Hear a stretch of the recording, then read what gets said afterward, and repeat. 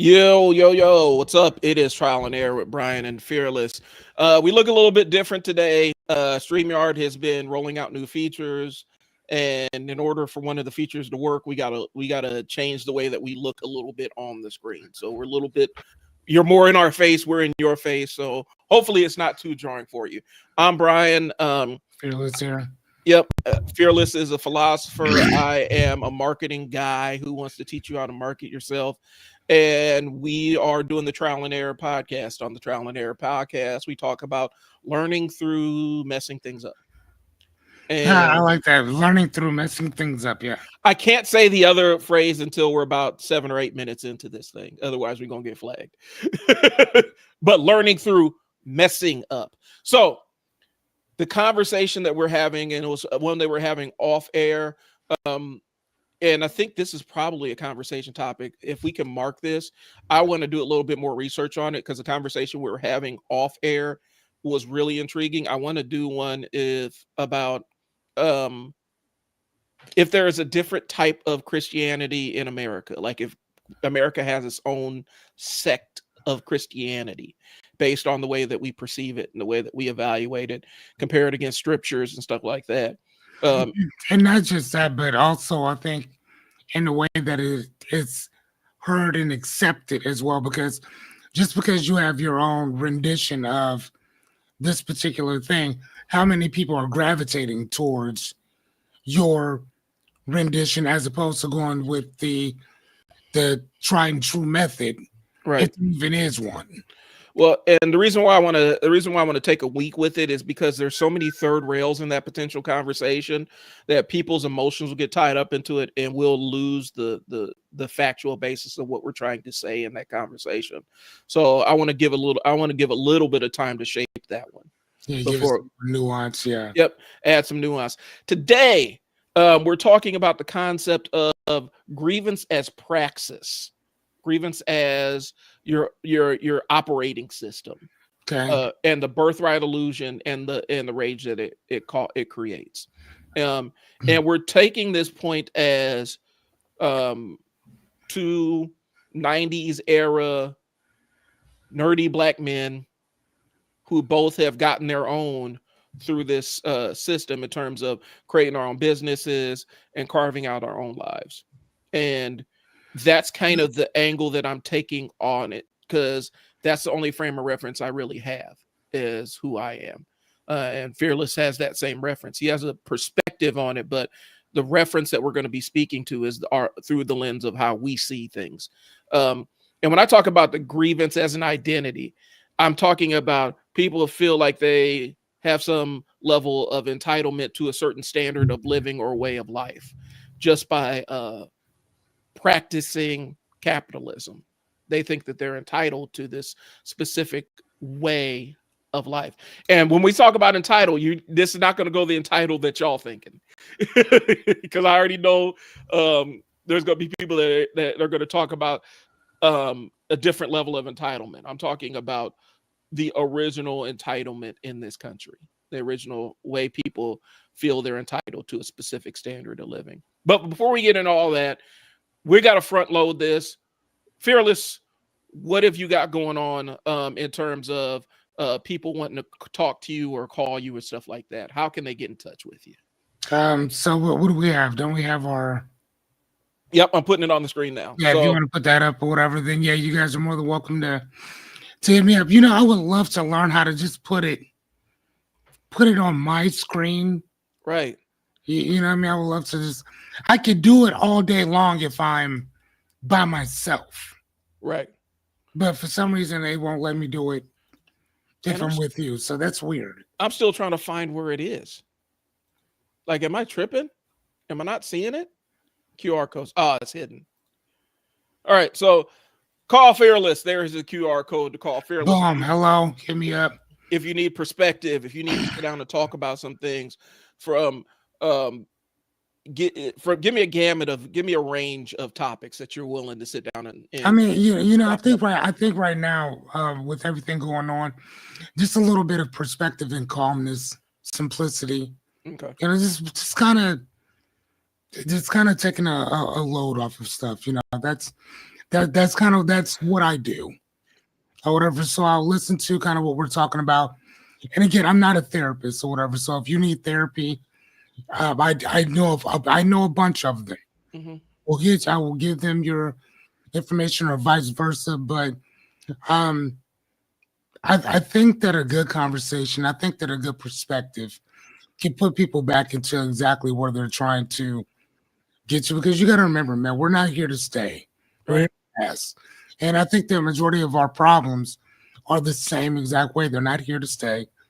They've come to pass or whatever. So I think that if we're able to see things from a different perspective, I guarantee you, your life, regardless of what you got going on right now, will probably be a lot easier and better. I myself have to look to other people or in books to help me look at things from different perspectives because unfortunately I see it my own way as well. Because Well, you come to me, I go to somebody else. right. And I think fearless is from experience. Fearless strength is really reframing the way that you see things, That's it. and giving you the gift of perspective. Hmm. Um, because that's truly a gift. A lot of times, sometimes we get too caught up in our own way of thinking, and it kind of ends up becoming an echo chamber. And so, fearless can give you a perspective to kind of help you navigate that stuff. Yep, So, yeah, and that's all it is. that's fearless is up in the corner. I'm switching to mine. What I want to do is I want to teach you guys how to start recording yourself. We got a fantastic opportunity here nowadays with social media. Um, while this stuff is free, um, you can absolutely get out there and establish something that is your own unique voice out there. And you don't need people to always agree with your unique voice, but No. just having a place to record yourself and put yourself out there, especially if you're a business owner, is really important. People are having really difficult times with faceless brands now. And by putting your face to your brand or product or whatever you're trying to draw attention to, um, it's really important. And so that's the piece that we need. That's the piece that I can help you do. I can help you start recording yourself, and I can give you the why, and I can help you build a machine that will generate leads and cash and stuff for you as you move forward. But then also giving you some of the basics so that you know how to start the process of recording yourself, because that's important too. I did just drop. Um, I compiled all my favorite AI prompts, because if you don't know, when I do my prompting for AI and all that other stuff, my prompts aren't single sentences; they're entire essays. um, and the reason why I drop essays into my whatever AI tool I'm using is it improves the output. You get better quality stuff if you provide detail and nuance. And so I've put a lot of my favorite prompts that I've used to grow my marketing business, and analyze other businesses. I have that available on my Stand store. So if you're interested in copping those, that link is available. It will absolutely suit. It will turn you into a power user of these AI platforms. It's better, it's more than just answering questions, is what I'm saying. And a lot of times with AI tools, it's garbage in, garbage out. So if you want to learn how to record yourself, or if you want to learn how to supercharge your AI to grow your business, go ahead and scan the thing up in the corner, and it'll take you to my Stand store. I got all that shit in there. So, all right. I love it. I love it. So today, what we're talking about is grievance as praxis. And for those that don't know, praxis is basically the way we do things. And when we're talking about grievance as praxis, for me, we're starting to see more people build entire platforms based on just grievance. And grievance is feeling like somebody owes you something, feeling like you are being slighted in some way, shape, or form. And we're seeing more and more people jump into the grievance pool, if that makes sense, to monetize other people's discontent. And there's a German word for that. It's Schadenfreude. Yep. And Schadenfreude is when you take pleasure in somebody else's misfortune. Right. And we look at it as grievance, but it's more or less that I'll put it like this: when you're doing well, you can care less of everybody else's. You let me rephrase that. You want other people to do well as well. Yep. So you don't. It feels good when you're doing great, but when you're a selfless person, you want everybody around you to do well as well. That also means that if you're stepping your plate up or you stepping your thing up, everybody else around you got to start stepping it up too. Right. You Well, know, so I mean, it's kind of like monkey see, monkey do, but we all got to participate in this thing, and but that would be the part of Mittenfreuden where you take pleasure in seeing people do well. I have a lot of that of Mittenfreuden where I want you to do well because I'm doing okay, right? And I think that it makes the neighborhood look better. I think it makes the community look better. I think it makes your environment better when you are feeling better and you want other people to do better as well. But that Schadenfreude, mhm. that's when you're not doing well and you don't want other people to do well either. And I also think it comes from an uncharitable spirit because I mean, when you look at Yeah, it, a lot of times disproportionately, and we're not talking about like pure dollars, right? We're talking about proportion. Proportionally, people that are on the lower end of the economic spectrum are typically the ones more likely to donate and give. yep, And so there is an element of that too. And so I say this offhand a lot of times. Selfish people have a very difficult time understanding selfless people hmm, because they assume that the selfless person is working some kind of angle because right. that's what they would do. Our reactions are typically a mirror to our inner intentions. And more times than not, when we think that somebody being selfless towards us, if we take that as a threat, typically that's a reflection of what you would do in that position and how you would take advantage of people. Um, You know it's really funny. Sorry to interrupt you. I'm reading this book right now. If you don't mind me yep. plugging it, it's not my book. It's a book. It's called "The Separation of Church and Hate." Yes, not church and state. Church and hate. Actually, could you pull that up while I Yep. kind of talk right quick, just so you guys can see it, and if you want to grab it, go ahead. Um, but the book is kind of talking about how certain individuals, right and left, have actually taken the Bible and actually basically held it hostage, and not held the actual book hostage, but a lot of what it meant and what it means. So they'll call themselves Christians, or they'll call themselves Muslims, or they'll call themselves whatever. In this case, it's Christianity, being that a lot of people in America are call themselves Christians, or see themselves as Christians. But the problem is that the things that we're seeing happening today are indicative of what Christ talked about. Like Jesus talked about doing something for doing something for the poor. He said that whatever you've done to other people, you've done to me, good and bad. Hmm. And then, but yet instead, these are the same people that swear up and down that this is what God wanted, this is what Jesus wants.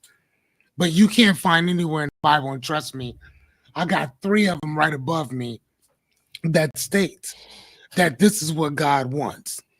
Like, and it's so funny because we'll talk about I'm reading about abortions now or whatever, and they're like, there's nowhere in the Bible where it tells anybody, especially in Deuteronomy, Numbers, any of those things, where this practice is not, where it's frowned upon.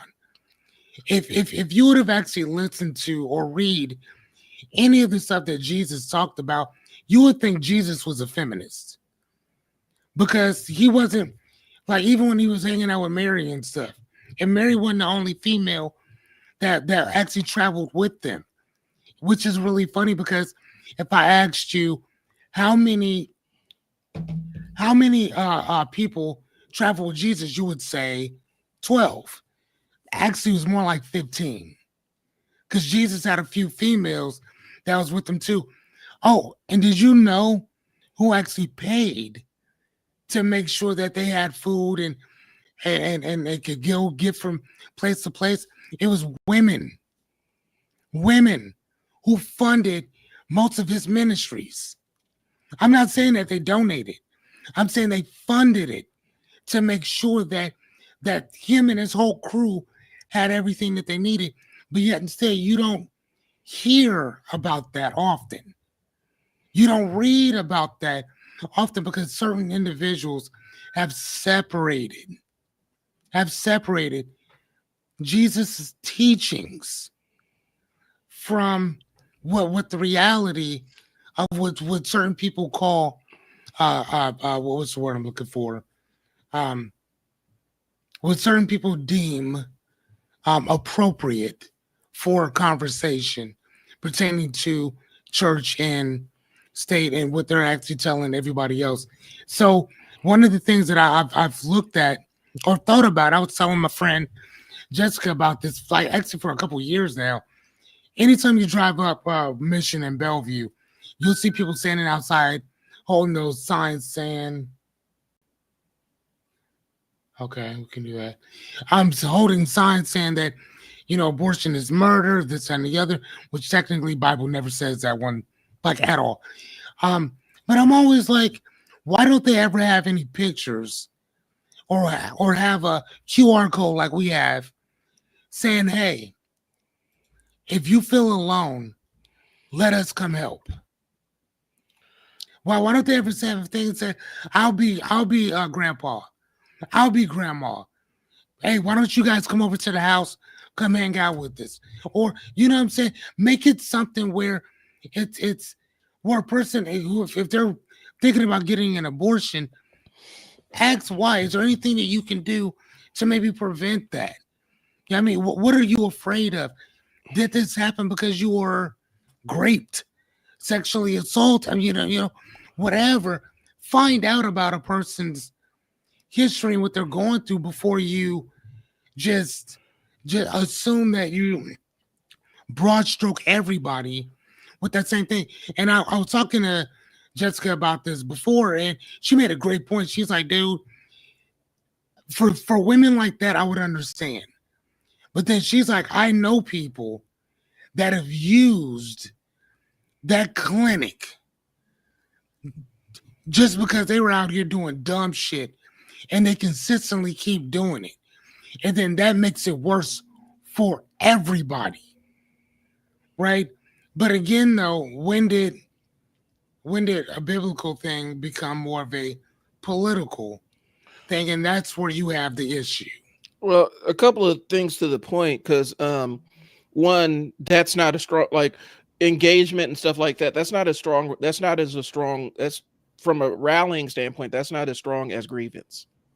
It's not as strong as those people over there are wrong. This is how we castigate them. So instead of bringing into the fold, instead of asking a question that Jesus would ask, which is, what can I do for you? How can I serve you? Which is what he talked about. It's, you need to follow the rules that Jesus said, but Jesus never set that rule. You need to follow the rules that I set in my brain for your behavior. And I'm Right. utilizing scripture or my interpretation of a scripture or somebody else's interpretation that they told me of a scripture to validate that doesn't your even punishment. exist. Right. That doesn't even exist. And a lot of fundamentalism is tied to those people over there have aggrieved us. And this is how they're going to get their just desserts. They're going to be punished for voting wrong. They're going to go to hell. They're going to be eternally punished for living a life that we don't approve of. It is tied to grievance. The thing I will say is, typically when we start, because this is something I learned from running group homes, group punishments are very, very ineffective. Because the group punishments are very, very ineffective. Right. Because the party that was doing the wrong feels like they got off the hook because everybody else is suffering just like they are. Meanwhile, the people that are getting punished really don't have any perspective of why they're getting punished, because they didn't do anything to warrant the punishment.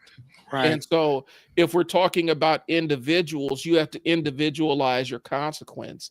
Otherwise, you're taking that consequence and making it highly ineffective to motivate behavior that you want to see. And Right. so that's where the concept of, well, and that's where I would take a disagreement and say, yeah, because we have bad actors in this one thing, we can't utilize those bad actors as a means or a reason to punish everybody. Right. And that's what happens. That tends to what happens, because the people that are the bad actors, they never learn the lesson with they want everybody else to suffer. They want everybody else to be in the same boat. Misery loves company. Mm-hmm.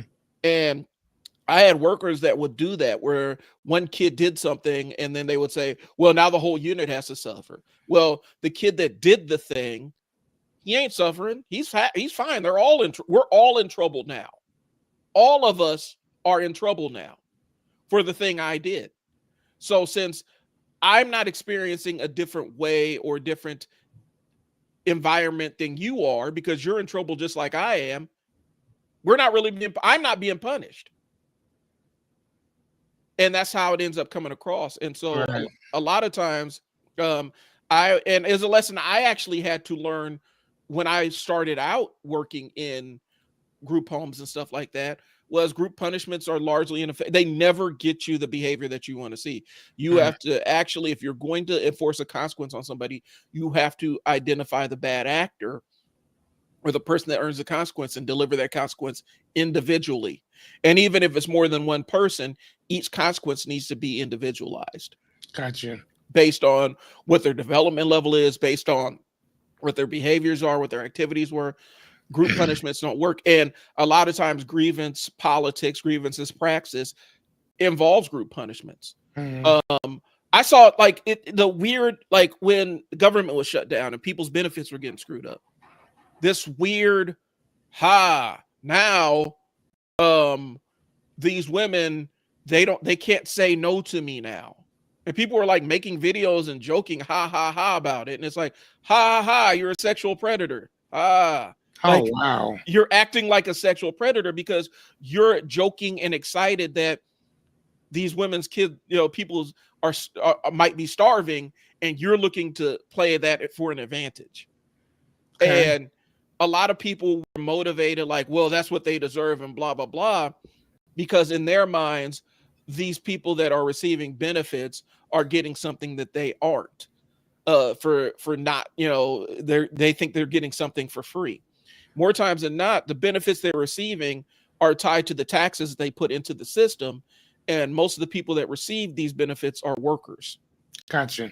So they already paid for these benefits. They're not getting something they didn't pay for. They're getting what they've paid into the government. The idea is we're so far removed from that concept of our taxes actually going to fund us as a society, that we just assume that when somebody gets benefits, they're getting something for free. No, they're not getting something for free. They're getting the money they paid into the system for. Correct. As workers that are shouldering a disproportionate amount of the tax burden. Mm-hmm. Because that's how our tax system is set up. People on the lower end, you're in that lower middle end where you make too much not to be taxed, but not enough to afford the taxes. Those are the people that are shouldering most of the economic burden because they can't afford accountants that find loopholes. Okay. They can't afford, they go to H&R Block and let them H&R Block people jack their taxes up because that's what you can afford. Right. And it's a crapshoot to get somebody that actually knows what they're doing where they can find loopholes that are available to you. But that's the aside. People saw that as a collective punishment for this hypothetical imaginary black woman that Ronald Reagan came up with in the 80s of the welfare queen. And that's I remember that. And that's been their voodoo doll, if you will, of who receives benefits. Notwithstanding that one of the biggest recipients of government benefits in this country as we speak right now is also the richest man on the planet. And the reason why he's the richest man on the planet is because he had access to all these government benefits. Free money from the government. Yeah, for sure. Free money from the government.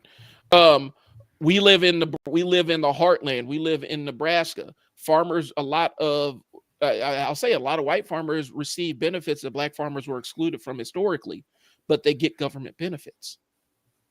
Yeah, so but from another standpoint, that's considered a handout. That's considered a handout. If but the idea that people are getting something for nothing, we paid into this system, bro. All the tax money that we done paid in, I don't mind my tax money going to make sure some of these kids have food on the table. We need to start drug testing people that are on benefits. Okay, so they've done that and realized it was a bigger expense drug testing people because the capture rate on people that were utilizing drugs and receiving benefits was so low that it didn't justify it as a cost center because they couldn't kick enough people off benefits because they couldn't find enough positive drug tests. How about we start drug testing people in Congress who run for elected office? I guarantee you will find. I guarantee you. Boy, hey, listen. You will find they're not doing that, and we can kick them off. We could kick them off their benefits because that part. Some of the stuff I know about some of politicians locally, and stuff I've heard nationally. If we started drug testing politicians and utilizing that as a disqualifying event, we would have a lot less politicians on the dole. Oh, I mean, drinking and driving, spousal abuse, drinking and driving, bad credit. You can't even be a police officer with bad credit. Yeah. Well, and you're telling people what to do for you're in a position to tell people how they can qualify for certain loans if you have shit credit. Mm-hmm. And then not only that though, but as a police officer, they say, well, you can't have bad credit because it will entice you to take bribes. Okay, that makes sense. So how is it then if you have bad credit as a senator, as a congressman, but yet instead you are rubbing elbows with people who make other people millionaires or billionaires? How does that not induce the same exact thing? Or as a sitting Supreme Court justice with a predilection for very expensive gifts, RVs, and huge houses and expensive vacations, who replace Thurgood Marshall. If you're one of those guys. Yeah, that part. And your credit report, like, how much does he owe? Because he's had a lot of credit discharged and paid off by third parties. So if we started putting the top 1% through the same scrutiny that we force upon everybody else, they wouldn't be in those seats either. And we don't, like, if we started drug testing, like if we started drug testing DAs or states attorneys, attorney generals. Oh yeah, and they have to be random too. Yeah, if we started randomly drug testing attorney generals of the state of Nebraska, third party. Yeah, if we started doing that, you would see that pool narrow significantly. And so, but the things that we foist upon upon poor people, we don't apply equally because we like to punish poverty. It's a grievance. We see people that have less as drains upon society. And it goes back to the grievance thing. You are poor, you deserve poverty. And it goes back to this entire concept of something I'm about to get into that's guaranteed to piss somebody off out here. I promise you it's about to piss somebody off out here. Okay. So, Fearless, have you ever heard this phrase? You have to work twice as hard to get half as far. Yes, sir. Who have you heard it from? A lot of it was on TV. I didn't grow up traditionally like a lot of other Black kids did, so I didn't really hear it from. But you just said it. I heard it from TV mainly. You heard it from TV, but you didn't grow up traditionally like other Black kids. Black kids. I did not. That is something that a lot of black folks my age, that is something that was absolutely, completely, and totally drilled into our heads from the Right. time I could understand language, Mm, that you have to outperform everybody to get half of what your white peers are getting. That is right. something that was told to black children in the United States for a long time. Um, and the reason there's very specific reasons why each generation passed that on, but that is the modus operandi. I was told that I had to outperform. I wasn't expect like I there was no expectation that I was going to have the American dream. I had to fight tooth and nail to get a portion of what we considered to be the American dream back in the days. Um, and I would have to work twice as hard to get it, because I didn't have any expectation of that. There was nothing in my family history or nothing in our circle that said that you would just be gifted these things. You had to go out there and earn it. And the deleterious side, the bad side of it is, a lot of people my age have a very difficult time understanding ease and comfort, because especially if they feel like it hasn't necessarily been earned. And so we have a hard time enjoying the finer aspects of life, because you feel like it has to be earned proportionately, even though you did earn it. The level of suffering has to be proportionate to the level of ease. Gotcha. And so what I'm saying is this: while I was operating off of that script all the way through elementary school, high school, college, a lot of my peers that I went to school with, they weren't operating off that script. They thought that just by performing capitalism, doing the capitalism dance, and doing the things that you are to be a good citizen, that this stuff would just be handed to you. This stuff would be just not handed to you. If I shouldn't say handed to you, but it would just be inevitable. If I'm a good citizen, then a standard of living is guaranteed to me.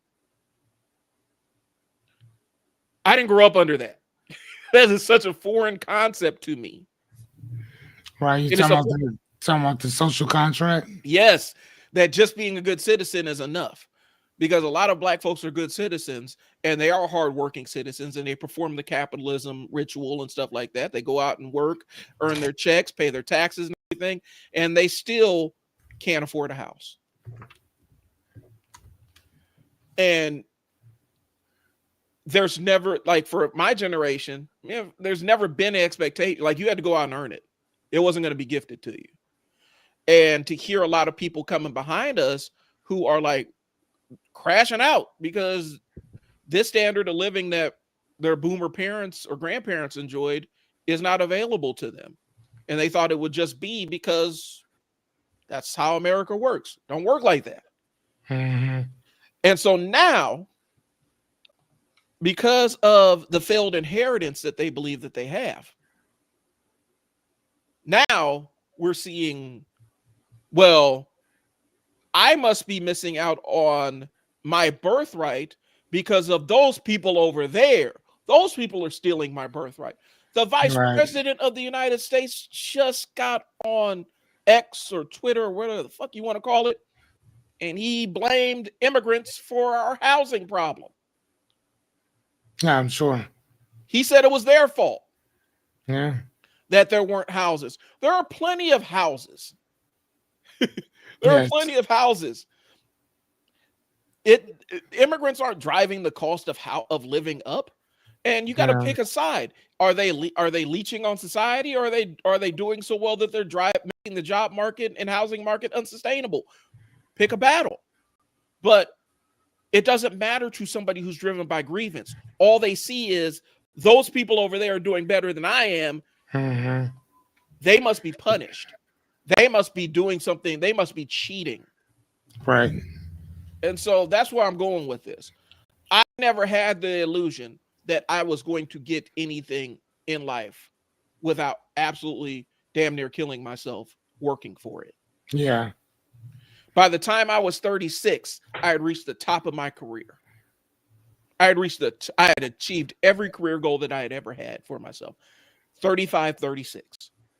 I was at the peak of where I wanted to be in my career. I know a lot of people that can't say that shit. And the only reason I got to where I was doing the John Henryism thing, working myself to death. Days where I'm putting in 16 hours that I didn't, and 8 of them I didn't get compensated for, just so that things can continue to run the way that it needs to run. Absolutely sacrificing time with friends and family, sacrificing relationships and all the other stuff to reach that brass ring. And then once I grab the brass ring, guess what? I'm like, I don't even like brass rings. Why am I chasing this? Right. So I'm saying all that to say this. In one segment of society, and we're talking black and white right now, I can't speak to other groups. I can speak to my experience as a black man in this country. One side, my generation, and the generation is baby Gen Xers, black baby Gen Xers, elder millennials. Maybe it's the kids that kind of came up before, during, and after the crack era that were black. A lot of older folks told us that you got to be twice as good to get half as far. My mom foisted off that Ben Carson book on me when I was little. Like she foisted, like, you need to read this.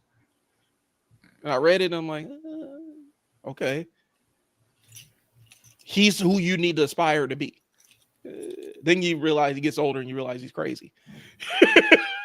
But what I'm saying is this. I'm saying all that to say this. We have built an entire economic and political system that is built upon grievance, built on those people over there have something that they don't deserve, that I deserve by birthright. It is mine. And for me, that's such a foreign concept because I never experienced that world. I never took anything for granted. I never thought that I was owed anything by this planet or this world. So I told you I was going to put a little bit of spin on when I say entitlement. Because I'm taking the concept entitlement that people that are more ideologically aligned with conservatives, I'm taking that and flipping that. Because I'm actually saying a lot of those people are the ones that are acting entitled. Anytime you start talking about, oh, well, I don't have a house and I'm as an American citizen, as soon as you start qualifying it with that, I realize I grew up, this world don't owe you nothing. Right. No, I did hear that. This world it was just not the fact that I had to work. So I heard that as I got older or whatever. But then my work ethic by itself was just kind of on full tilt, full steam ahead, no matter what. So I've always just did that in general. And from every book that I've ever read, everybody always worked hard. And then I started to slow down on that so much. Yeah. I stopped working so hard and tried to start working a little smarter. Right. And then when I started changing my perception and my relationship with money around, and I started asking myself, or saying to myself that, okay, well, how much, not how much can you put away? Like, what do you put away now? And I think I told you that too, but I just started asking myself real simple questions. How much do you save? And I remember reading The Richest Man in Babylon by George S. Clason. And I think it wasn't the first. I think it was like the second or third principle that he talked about was to pay yourself first. And it seems like a smart concept, but we don't really do that a lot. Yeah. And basically what he was saying is pay yourself first before you pay your bills, before you pay this, before you pay that. And so I started taking out just a certain percentage of money. So I'll pay myself anywhere between 5 and 100% of my income, depending on if somebody paid me a couple $1,000 for this, or 3,000 for this, or 1,000 for that, I might save the whole thing and put that somewhere. Or if I can't save it this particular month, I'll save 5% of that. So it may be only $5 or $10 that I'm saving, but that's my $5 or $10. That's what I pay myself first. So if the government, and think about how the government does things. The government takes their money first and then gives you whatever's left over. Mhm. That's how, think about that. That's how they do that. They think about it, they didn't wake you up in the morning. They didn't go clean your car off. They didn't buy anything for you. Right. Nothing. But yet instead you have to give them your money first. They give you whatever's left, and then you pay bills and all that other stuff. Yep. Go out, go buy stuff, entertainment, this education, whatever. For what? Just so you can save whatever's left. I said no. I'm gonna start doing what the government does. I'm taking my money first. So I take a percentage of my money first. Doesn't matter what it is. Like I said, 5 to 100%. You could do 5%. So even if you make, 500 and some dollars, you can still put $5 away. But just know that that's your $5. But that's how I started. That's what I did. And then through compounding. What is compounding? Putting one thing on top of another. And you do that enough, you'll start to, that one turns into 3, that 3 turns into 6, 6 turns into 12, 12 turns into 36, and it just keeps jumping from there. And even when people need to borrow money from me, if I got it, I'll give it.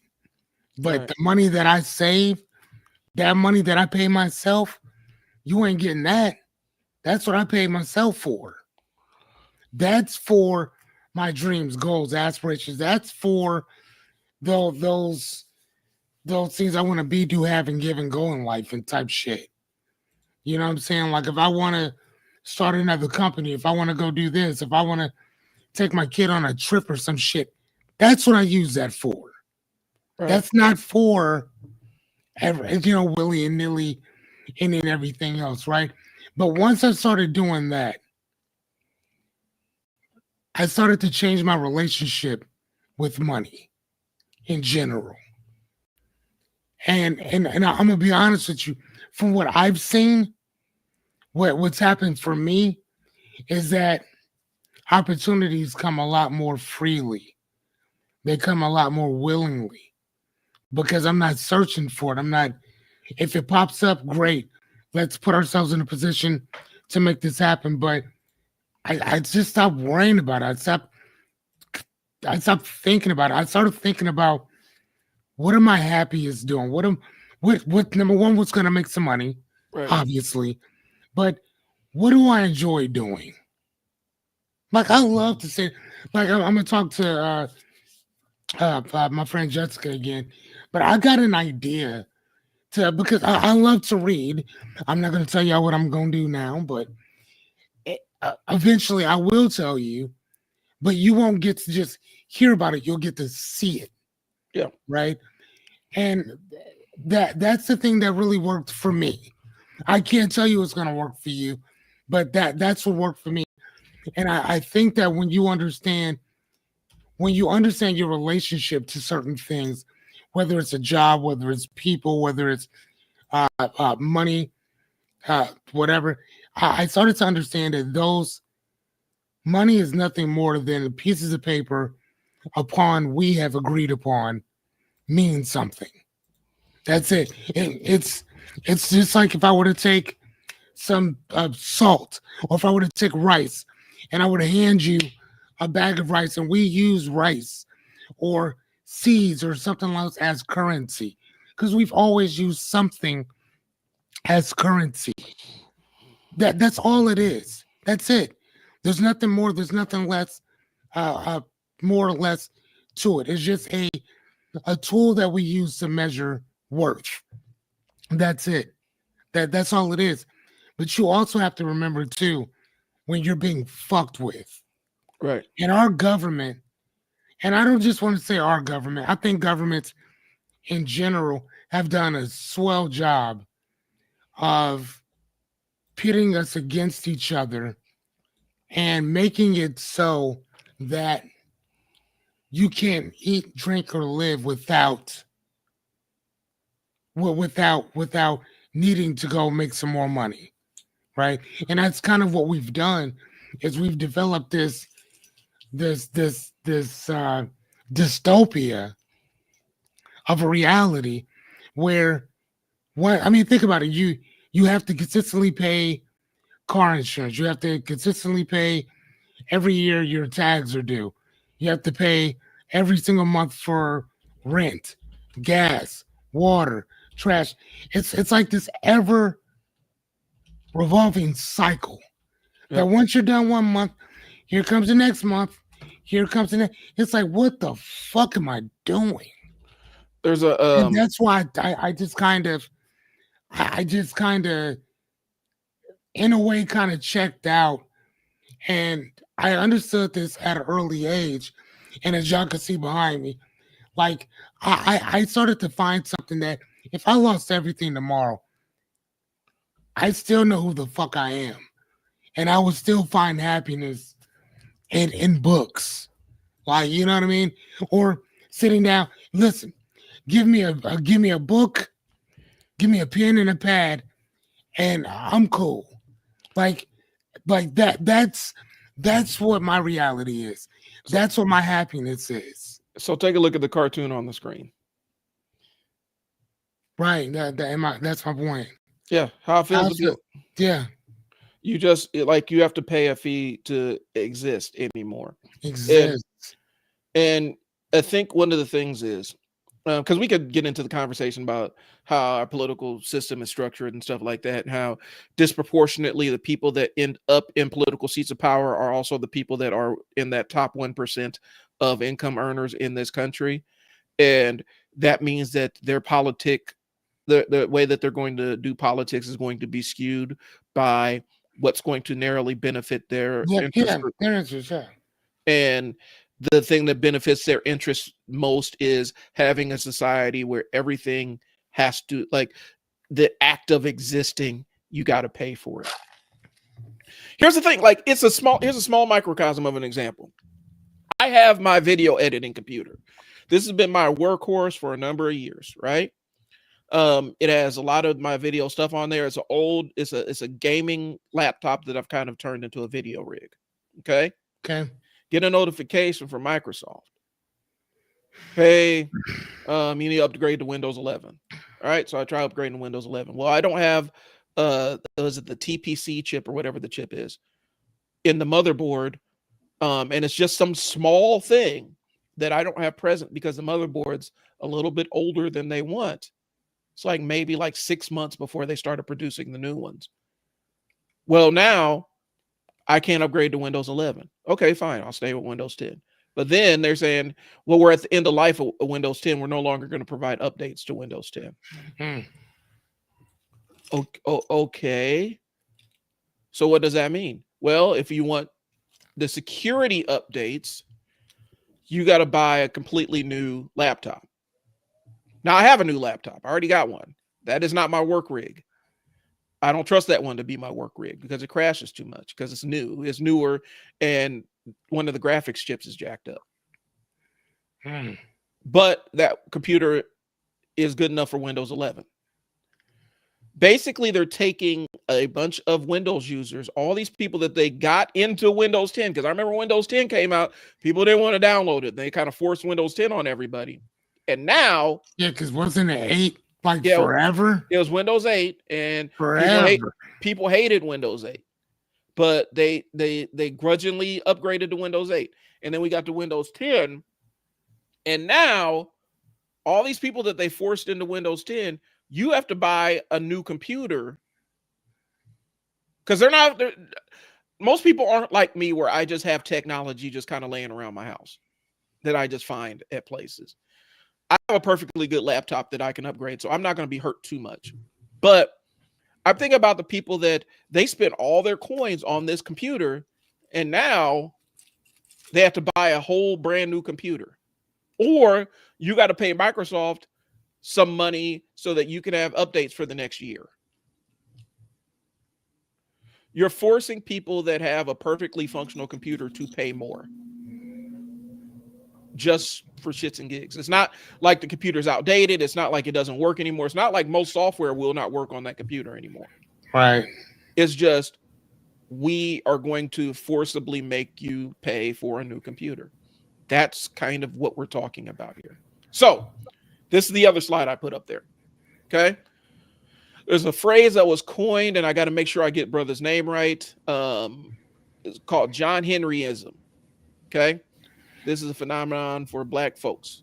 And this is kind of what I was talking about earlier. I didn't get to it, but John Henryism is the idea that, and let me get the right coping strategy where individuals, particularly African Americans, respond to social and economic hardships and discrimination by exerting an immense effort and determination to succeed.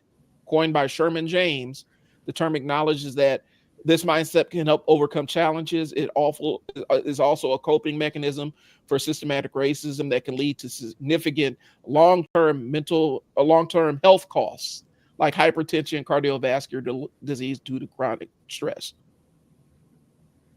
That was my mom. That was my mom. My mom had she had enough money to retire. In fact, she had enough money where she was getting like initially what turned out to be her deathbed. But we didn't know it at the time. I'm sitting there talking to her and I said, Mom, because she's sitting there, she's like, Brian, Creighton offered me $5,000 to speak on their stage. I said, that's great. She's like, why would they pay me $5,000? I'm just talking about what I know. Well, Mom, that's what speakers are getting paid. She didn't believe that she deserved $5,000 after decades of groundwork on the front lines of breast cancer research, specifically for Black women. She is in public health. She had pictures with the president for her work. But she didn't believe that she deserved $5,000 to speak on that stage. And I said, Mom, this could be your retirement plan where you can just hang out with the grandbabies and take speaking engagements. She's like, oh, yeah, I could do that. But why would they pay me $5,000? Like, she couldn't wrap her mind around a life where she wasn't working for somebody because she didn't feel like she earned it. Right. Even though she did earn it. And she was working on stuff until the second that she died. She was working on stuff. My mom grew up during segregation. She proved herself. John Henry proved himself, and then he dropped dead. He's a folk hero. Right. And so that's what the concept is. So I need people to understand. We are talking to, and this is for people that want to fight with us and argue with us on this stuff. Our friend hasn't popped up here yet. For a certain generation of Black people, this is the norm. This is what our life expectation is. This is what we grew up under. You ain't going to get shit. Nobody's going to hand you anything. You got to work for every scrap, for every inch. You got to fight for every inch. I was always told that. You got to fight for every inch. And the moment you stop fighting is the moment they're going to take it away from you. That's what we were raised with. That is how we were indoctrinated. And a lot of us have a hard time letting go of that. But yeah, you know what helps with that? By again, it's so funny, man. By giving it away. Yeah. No, dead ass. Like that. That's how you fight that. By taking a Jesus approach and just handing it away. Because here's the thing, that's how people scare you. Because people scare you because you have something to lose. What happens when you don't give a shit about somebody sanctioning you? Well, what happens if you don't care if somebody censors you? What happens if you don't care if you lose everything? Like, what happens is that you lose control over that person. Well, that's what happened to my, like, I'll tell you a story off air, but that's what happened my last year when I was at Boys Town, when I was working there. That's what they were dealing with. I didn't give a shit. It was like, fire me. And correct. Fire me. And but that's what I'm Yeah. talking about. But I'm talking about taking it a step further in life in general. Well, okay, so then I'll explain it on air. I was sitting there. The thing that got me in trouble was I was sitting there calling them out to their face about what they were doing in North Omaha. Where I said, you guys came down here to North Omaha to collect grants, but you don't want to give anything to the community. But you want to be able to say you operate in the zip code so you can get all the grant money. And I said, these people know the game. They saw what you did with Flanagan High. These people aren't stupid down here. You're going to have to offer more to North Omaha to get them to open up doors, because they were complaining about, it seems like the community leaders don't trust us. I'm a resident of North Omaha who had friends who graduated from Flanagan, who talked to people that felt like betrayed by Boys Town because of how they handled the entire Flanagan High thing. I said, y'all legacy is down there, and y'all turned it into an alternative school that has bad outcomes, but y'all people still call Blackburn Flanagan. Blackburn? Yeah. They call it Flanagan. No, Flanagan. Yeah, that's what I've always known it as, Flanagan. And I said, y'all's legacy in North Omaha is tied to that building. And I said, and that's why people don't trust you. And that got me in trouble. Like, instantly, the temperature changed. And I was like, okay, well, fire me, kick me out. If I'm lying, if I'm telling y'all something that's not true, or I've offended y'all, your sensibilities, fire me. But your efforts down here suck. You've given more. This office has been here longer than the South Omaha office. Why are we having a grand opening celebration a year after the South Omaha office when we've been here longer? And outside of that, what are you offering to the community? Well, we're giving them music and food. We got music and food all over North Omaha. What services are we offering? How are we helping these families down here? Because there are resources that people can walk into the South Omaha office and get. They can't come to my office and get those resources because you don't make them available. And your entire thing is, well, we have to have a money strategy for it. Well, what's your money strategy in South Omaha? Because you don't have one down there. Right. You don't have a business. You're still forming your business model down there. Why can't you put a business model around what we're doing down here? And I was like, it's because you guys want the grant money. That comes with being in a poor neighborhood in the 68104. I grew up in 68104, 68111. Yeah, me too. You want that grant money that comes with that being down there, because there's grant money that's associated with it. And so that's where, so what you're talking about, what you just said, was literally my last year at Boys Town. I'm like, oh, so what are you going to do? You going to fire me? I mean, yeah, but again, though, that's again going back to when people take words away and then they rebrand them. But what you're talking about is being woke to what's happening around you, and then calling it out for what it is, and getting told I'm too smart for my own good. It's like, well, you need to kind of, well, this isn't how we operate. This isn't how we see it. Of course, you don't see it that way. Right. You know, because I mean, for the most part, you guys are going to be the aggressor or whatever. So, hey guys, so of course you're not going to see it. You're not going to see it that way at all. So, I totally understand what you're saying. And that, I mean, I got told I was too smart. Like, we don't need smart people. We just need people that do what we tell them to do. Well, you ain't got one of those. You ain't got one of those in me. So what are y'all gonna do? Yeah. But that aside, so I didn't come up under this thing that this like, for me. Okay, I said this on a previous podcast, on one of my own. I did an entire segment about it. Growing up, and one of our American dreams, like for brothers my age, if you watch the movie Boomerang, if you watch the movie Boomerang, for a segment of brothers, that was Marcus Graham was the American dream, bro. If you've ever seen the movie Boomerang, and if you're not aware, it's a romantic comedy starring Eddie Murphy, Robin Givens, Halle Berry. The concept is Marcus Graham is an ad executive in New York City.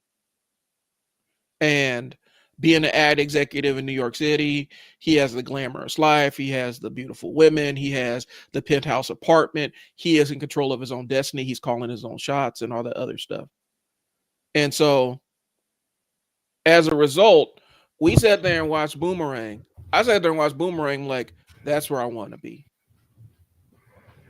Really? That's funny how you ended up going into advertisement and marketing and all that stuff. Yeah, and that's funny. Marcus Graham. Go ahead. I mean, I'll tell you mine. Yeah. Go ahead though. Materially, he was what in my 13, 14-year-old brain. Materially, he was what I thought the American dream was. You know, control of your own career, control of your own destiny, beautiful penthouse apartment, had that shit on, like always dressed to the nines, like, and was able to create for a living. And not only create for a living, but create and have lots of people see your creations and stuff like that.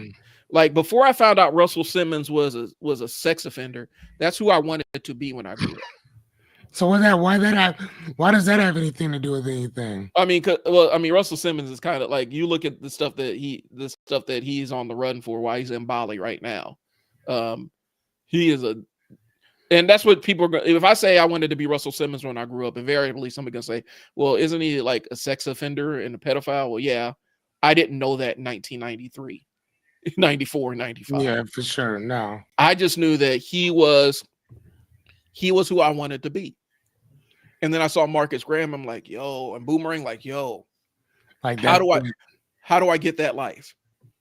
And so that was the American dream that I saw and what I wanted. And as I got older, I put a little bit of shape and form around it and said, yeah, it's a movie or whatnot. But the thing I didn't imagine was, the thing I never had in my mind was, this is what that life was what this world owes to me. My thought was, I got to figure out how to go get that. I didn't think that just by being a great student or being a good citizen, that life was going to be afforded to me. But with some of the kids I graduated with, they didn't operate like that. And they're the ones that are most grievance filled right now. They're the ones going off on posting these screeds on social media, talking about how immigrants are messing up their opportunities and stuff. And, you know, I mean, right, blaming somebody else for their shit though. Right. But if you don't mind, can I go for it? Go back a little bit.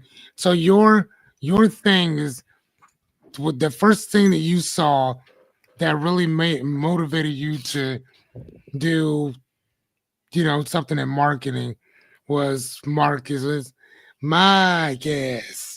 from the Boomerang. Yep. Mine was Fraser Crane. Okay. Mine was Fraser. I can see that. Yeah. So that whole thingamabobber, you know what I'm saying? Like, I totally understand like what you're talking about with that, because you see this archetype of the type of person that you want to become, and you're like, dude, how the hell do I get there? Like, I've always seen myself like in my own office and people coming in just to sit down and talk with me. Like, I've seen that since I was a kid. Like, you know what I mean? I've never seen myself really doing anything else except that. Right. If that makes any sense, you know what I mean? That makes sense. So, like, no, like, I've always just kind of been like that, man. Just been on some other type life coaching, philosophy type stuff or whatever. And when I first saw, I don't know if it was Fraser or if it was actually my therapist, because I think I would have to go see her like every Tuesday or Thursday, but I always felt good after I'd went there and seen her. But I know after watching Frasier, I was like, dude, like that seems kind of tight. I like that. And I think that's kind of the thing where you find these things that are kind of like, because it took a while for me to get to the marketing side of things. Like I was in radio, I did broadcast radio in college and stuff, and that was kind of the path I was going to be on. Mm. And then the older folk in my life, because I was planning on, I was going to work in radio. Like that was it. I was going to work in radio. At the time, internet radio was a thing. We were one of the first radio stations, college radio stations that were actually on the internet. And so we had fans that were global. And I just thought, and what that turned into was podcasting. And for me, I thought that was going to be in my life. And we got a job offer to do some things in another state. And I was getting all geared up, ready to drop out of school, go chase this job offer. And then the older folks in my life staged an intervention on me and said, you can't make any money in radio. What are you doing? You better go get that degree. Dude. And then that's when I kind of said, well, yeah, maybe they're right. And that's where I started working in group homes. But that always had been something in the back of my brain because I had always had that huge background in broadcasting and stuff. And that was going to be like, that was what I was going to do. Like in my mind, I was going to utilize that to chase the dream of being that Marcus Graham or that Russell Simmons. And like I said, and people be mean and will. Like I'm not trying to blame anybody because I'm happy with what I have. Mm-hmm. But people be mean and will. But a lot of times just because, and I'll put this out here, just because somebody has a dream that you don't understand doesn't mean that that dream isn't viable. Mm-hmm. And at the time I was young enough where I could, if that was a mistake, I would have learned from that mistake. Like I was like 19. If I was going to go, if you're going to go out and fuck up, be 19 years old and go fuck up, not have kids or a mortgage or anything. Right. And at the time, the only thing I regret is not chasing that and not being able to ignore them and say, you know what, I'm still going to do what I'm going to do. Mm-hmm. Because I think it would have turned, a couple of things would have turned out a little bit different. But just because somebody has a dream you don't understand doesn't mean that it's not a viable dream. It just means that you can't understand their path to success. They may have an internal anchor or mooring or internal sense of direction that will make them successful. You just can't ever comprehend it. Because most of these times that you see these hyper successful people out there, they didn't even know what their path to success was going to be. They just knew the path that they were walking in the direction they were heading. So anyway, yeah, that was the dream. And here's the thing, Fearless, because I'll talk to you off air about this. You mentioned the Fraser Crane thing. I think you have the lane for the Fraser Crane thing, and I'm gonna tell you how off air. So I'm not disclosing house business, huh? That works. So we're not discussing house business. So anyway, the entire concept of grievance. What I'm saying is this: at the bottom line is this. Some of y'all who are so locked in with blaming some immigrants or blaming DEI, blaming affirmative action or other stuff, you're losers. That's a loser mindset. You are blaming other people for achieving because you are you have expressed mediocrity, and you're giving away your power. Right. Your grievance, your alignment with somebody owes you something or somebody taking something that you're entitled to, you're giving away your power. You're mad at this group of immigrants because they're doing better than what you imagine yourself to be doing. You have no idea what their struggles are. You have no idea what their situation is. They may be able to maximize more than you can. They may be able to optimize for a lifestyle with a smaller amount of money because they're used to a different standard of living than you are. They're willing to give up things that you aren't willing to give up to get what they want. And so if you're driven by grievance, that's loser stuff. That's a losing mentality. Yeah. And a lot of my peers, a lot of my fellow Americans are doing loser shit. I'm sorry. I don't want to be that mean, but I got to be that mean because Some of y'all have decided that you're going to hand over your power and say, my outcomes in life are because of these external immigrants out here. And you don't have a system to point to. You don't have the system that you point to, the system that you're so enamored with is the same system that is putting the screws to you. Yeah. The same group of people that you keep putting in office are the same people that are absolutely benefiting from your suffering. But you don't see it that way. You want to blame these people that don't necessarily have more power than you in this society.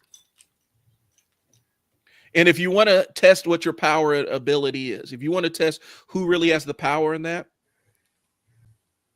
if you want to see how that power goes, let's make an Emmett Till situation jump off in one of these immigrant communities and see who gets arrested.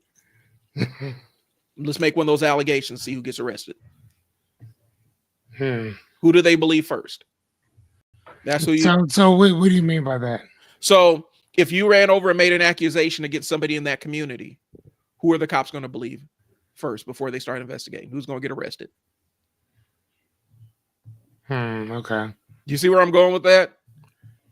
If you have a vulnerable population, if you make an allegation against them, who are the police going to believe first? Who's the media going to side with first? If it grows legs, who are all the denizens on social media going to villainize behind that before the facts come out? That's who you could tell who has the power in the society, who never gets the benefit of the doubt, and who always gets the benefit of the doubt. But I'm urging some of y'all, and I'm not trying, like, some of y'all got to snap out of this. It's always somebody else's fault. It's always some marginalized group's fault. The reason why you don't have the life that you want. The reason why you don't have the life you want is because the people that you put in office don't value the things that you value. No. And that's all it is. Mm-hmm. They don't value what you value. That's it. They value their pocketbooks, and they don't necessarily value yours.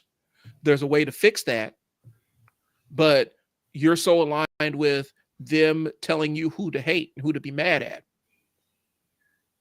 that you won't disconnect from it. And it's my wish that at some point you do. At some point, people do disconnect from this grievance, because I never operated under the delusion that this world was going to give me a damn thing. Right. Fearless never operated under the delusion this world was going to give him anything. No. But some of y'all are still living in that. It's a sad state to be over 40 years old and still operate in that place. And still think that and still think like that. Yeah. Yeah. That somebody owes you, the world owes you something. This world don't owe you nothing. Right. But I mean, but if you also think about it, there are some individuals who unalive themselves at a higher rate than everybody else because of that thinking. And they think that and the reason why Black people don't have that same those same numbers is very simple. It's because we know exactly who and what our enemy are. When you know what your enemy is, for the most part, it's just more or less outlasting him, right? For the most part, but you know what it is, you know who it is. When you don't have an idea, well, but let me rephrase that. When you know that your enemy is you, that is harder to deal with than understanding who my enemy is outside of myself. Well, and it goes to this. And what you said is about is the premise of a book I'm about to put up here. Okay, show it to me. Because it's so I can buy it. It's the one you downloaded, or it's the one you ordered earlier. But what I'm saying is this, y'all. The idea that you have something, that you're being cheated of something that you are owed, that is your birthright, that is your inheritance. That's the premise of this book. And it talks about unaliving rates and things that are actually besieging white men in this country. Things that are actually besieging white men in this country. It talks about what happens. And they said the reason why he posits that is because they feel like they have more to lose, where marginalized communities never felt like they were going to inherit anything from this country. Correct. or they don't have any frame of reference to see, well, my grandparents were baby boomers and they had the house and the 2.5 kids in the car and all my, and my grandpa was the only one that worked. Grandma stayed home and he made enough money to sustain all that, plus do family vacations, plus build in a pool and all this other stuff. They're comparing their lives against previous eras where there was less competition in the marketplace for work and labor, where it was artificial. And this is the thing, the competition, it was artificial. Right. So they artificially removed competition, which means segregation. They automatically removed a lot of the workplace competition. And so they were able to reap all the benefits of a society where you don't have any competition for jobs or resources. Right. And But go ahead, go on. And a lot of people are comparing their lives in 2025 to their grandparents' lives in 1950. Which there's no comparison. There's no comparison because now we have a world, an economy that is more, it's still segregated, but it's more desegregated, where there isn't de jure segregation, where it's segregation by law. Correct. Segregation is de facto, which is by just happenstance, right? And so they're operating in that level, in that world right now, and they're pining for this world in the 1950s where opportunities were abundance and job. All you had to do was just have a job, and you could go from the mail clerk at GE all the way up to the CEO, like Jack Welch did. And the reason why you can't go from mailroom to CEO like Jack Welch did is because of Jack Welch. So basically what Brian is saying is that once he got up there, he cut the proverbial ladder off, or the rope, so you couldn't climb the same ladder. And then not only that, but I like your talking points, if you don't mind me go for kind of reading some of that, is that that the collapse of the old school social contract for decades, white men were told that the world was built for them, and it actually was, and that it would stay that way. Mm-hmm. That this is what God has ordained for you. Ain't nothing gonna take that away, blah, blah, blah. But the problem is with that, and I'm gonna slide away from what Brian wrote, is that what they didn't attend for was their counterparts agreed. Mm-hmm. So again, when you have Vickers, when you have Kellogg's, when you have Tyson, when you have ConAgra, when you have all these places around here, and then what happens?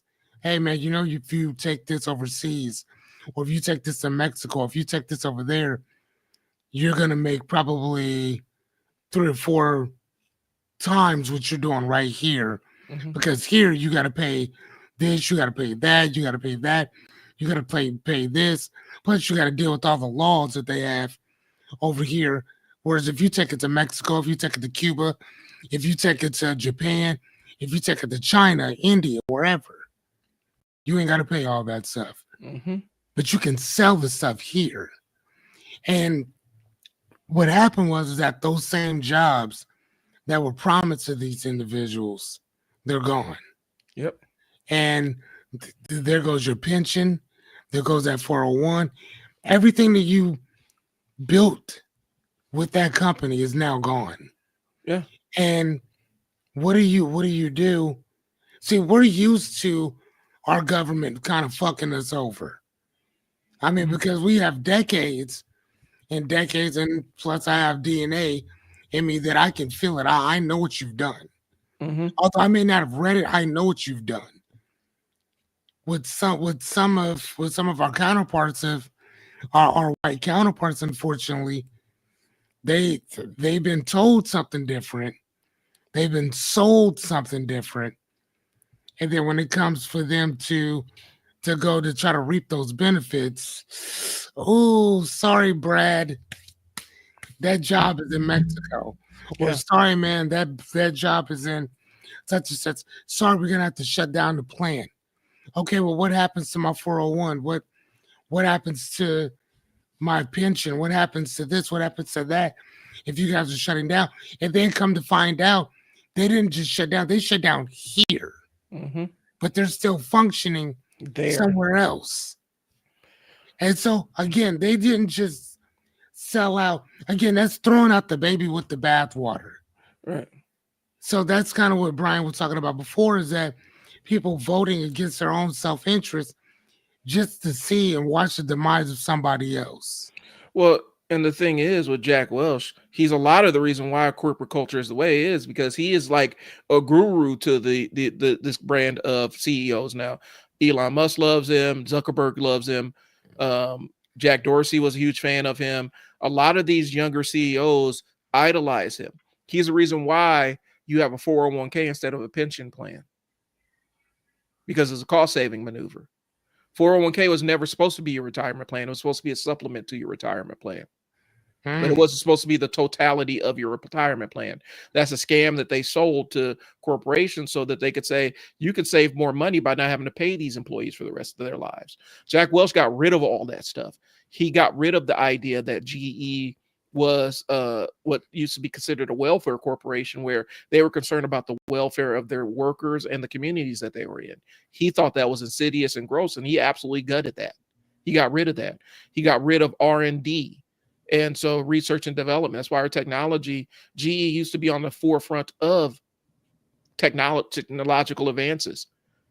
But then he gutted that and paid it back to shareholders. He was the founder, the godfather of shareholder capitalism.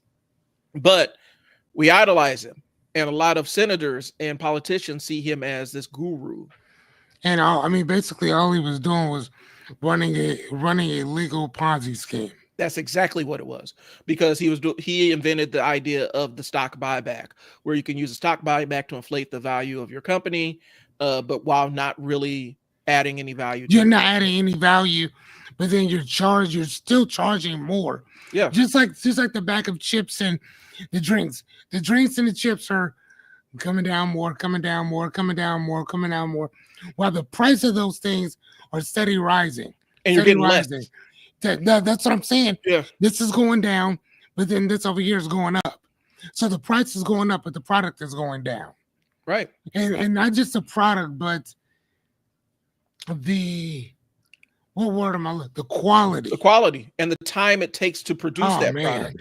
The time that it takes to produce the product is getting slashed, because for them, the faster we can move, the more money we can possibly make per instance. And so if they can reduce the amount of quality in terms of making sure that this thing is all right and won't kill you, or even looks all right, where there's a level of expertise and craftsmanship in the thing that you're receiving. Well, if we reduce the amount of time they have at each instance of creating said thing or cooking said thing or packaging said thing, we don't check to make sure that there's not a dead rat in there, or you know what I'm saying, or this thing is even functioning beforehand. And so, but that's the environment that he created. And so this is the inheritance that you guys, the guy that a lot of your favorite CEOs idolize, is the reason why things are the way that they are, where you can't have a job that's your entire life. It used to be you can get a job at a company and you would retire there. That is an afterthought now. Used to be you would get a full pension. That's an afterthought now. Now they hand you a 401k and tie you to the stock market, as opposed to guaranteeing your money. And so there's a lot of other things that go into this concept, where a lot of folks my age, a lot of white folks my age, feel like they have a failed inheritance, because they're looking at their grandparents and their parents, and they're like, I'm never going to be able to have that. I may not even ever have a house. Whereas I grew up never expecting to have a house. I knew that if I had a house, I didn't know I was going to have a house until maybe like 7 months before we bought our first house. Because I never imagined that life for myself. I knew that we'd have to absolutely kill ourselves and work so damn hard to get it. And that's what we did. Right. But we never had that expectation that was going to be something that was granted to me, because I didn't have a framework to look at and say, well, my mom just happened to do, like, my mom had to work 2-3 jobs to actually afford our house.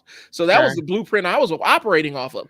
I didn't have a framework of one parent works, the other one stays home. My mom was I was a latchkey kid. I spent so much time by myself, but from the time I was in fourth grade on up, because Yeah, me too. my mom was making that money. So I never had any expectation I'll be that, right back. yep, there was going to be this grand inheritance. And so that's what I'm saying. That's really all I'm saying, y'all, is it's just a matter of shifting your perspective about what this American experiment is right now. And for a lot of my white peers that I graduated with, they are stuck in the grievance mode where they are driven. Oops, they are driven by this concept that they're cheated out of a thing. They're being cheated out of a lifestyle or um, a promise of some American thing. And that's their guide, that's their North Star. And the only way they're going to get the thing that they want is by persecuting the people they believe are receiving something for nothing. But you never know somebody's exact situation. You don't know what somebody's situation is. So when you're saying that this immigrant community is getting all these benefits, you don't know. You have no concept of what they're getting. You don't know what standard of living they're used to. They may be used to living on less, and so they're able to spend more in discretionary income. They're used to living on less so that they can spend more. A lot of immigrant communities have internal money loaning systems that a lot of white folks aren't aware of. There's Say it one more time. a lot of immigrant communities have internal systems of loaning money to one another to Yes. finance businesses that white folks aren't aware of. Where you pool the money together, the new person comes in, they gain access to the money, to the startup capital to start their business, and then they have to pay the money back. So the next person could come in and benefit. That's how it's set up. A lot of Chinese immigrants. That's why you see a lot of Chinese folks in Chinese restaurants, because that was the modus operandi. But African nations do it too. People from the Caribbean do it too. And each community has a different name for it. So when you're comparing yourself to this immigrant community, understand that they have a collective loan system that you ain't aware of. And they're paying that money back. So it looks like, oh yeah, they're doing great. They're able to come over here and do great because they built a structure to do great. And they still are busting their ass. Okay. And so these are the things that we're talking about, y'all. You're not aware of what somebody else's situation is. Mm-hmm. You're not aware of the situation. But like I said, when I see somebody talking like that about this immigrant community is doing well and how are they able to do, because they've built a workaround for a society that will not give them loans. They built their own system to do it. Like I said, y'all, a lot of y'all ain't hip to it because a lot of y'all don't pay attention to things outside of your own community. You don't talk to people outside of your own community. You don't have those level of engagements. I know because somebody told me. I know because I talk to people outside of my own community. I know because I used to work with immigrant families. I know because I read history books. I know because of this stuff. Some of y'all aren't aware of that. So when you're saying all these Haitian immigrants like that, and I got to find the video. I'm not going to find it today. But the video of the white dude complaining because some Haitian immigrants moved into his neighborhood, that he said, I worked my entire life to integrate into this neighborhood. And now they're able to afford a Lexus SUV. Why can't I afford a Lexus SUV? I've worked my entire life as a good, standard, strong American citizen. You don't know what system they set up for to create success for themselves. That's all I'm saying. And that's why this grievance stuff is the grievance politics, the grievances praxis is loser stuff. Needs an enemy that can't fight back. Targets invisible groups, targets the powerless. It doesn't go after the people that are actually setting the stage for everybody to fight for the scraps. Okay. And so the book I showed on, there was a book I'm showing, and I'm actually going through it right now, is Angry White Men by Michael Kimmel. It talks about masculinity in America amongst white males and why suicide rates are so high and disproportionate because of what the who's actually getting screwed over. And so it talks about the grievance politics and all kinds of other stuff. Okay. But I'm just here to give you the wake up call from trial and error, from my experience. If you are living a grievance based life where you are aggrieved always, and you always think people are screwing you over, um, and you think that somebody is always getting something that you aren't unfairly, you're setting yourself up to constantly live in that space and to constantly struggle. So from trial and error, you need to snap out of it. From a learning standpoint, that's your growth. That's one to grow on. Remember the old NBC thing, one to grow on? That's one to grow on. It's one to grow on. Yeah, I'm with it. I can hear everybody. I was just, yeah, life's still handling business. Man, I'm telling you. So Fearless, there's a whole lot more in this outline that we're not going to get to, but I think this might be one of those recurring topics that we revisit at some point in time. Okay, yeah, we surely can. Because I think a lot of people need to hear it. And I think for us, the self-help kind of thing is a good lane for us to occupy as well, where we're here to give you the wake-up call. If you want better outcomes, then take radical accountability for your outcomes. Because a lot of the people that you're complaining about have already taken that radical accountability, and that's why they're outperforming you. Okay. If that makes sense. Is that too harsh? Is that too strident? No. Okay, I don't want to be too mean. Nope, not at all. I don't want to be too mean. Fearless, do you have anything in conclusion? No. All right. I'll pick up a book, read a little bit more. Yeah. I would say that always. I will always say that. So the books that we have recommending Angry White Men by Michael Kimmel, and what was the one that you had me pull up earlier? The other one is Separation of Church and Hate. Those are 2 book recommendations for the week, y'all. Go cop those. But you know what though? Here's another one from Kristen Hanna, and it was called The Great Alone. The Great Alone. Okay. And here, let me. I'll try to find it so we can put it up. But it was. I read it just not too long. Actually, like right before I finished this one. And man, that book was so good. And it's so crazy, man, is I've had this book for years. Like, you guys see this? You guys see? Oh yeah, you guys, yeah, y'all can't even see me. Hold on, sorry.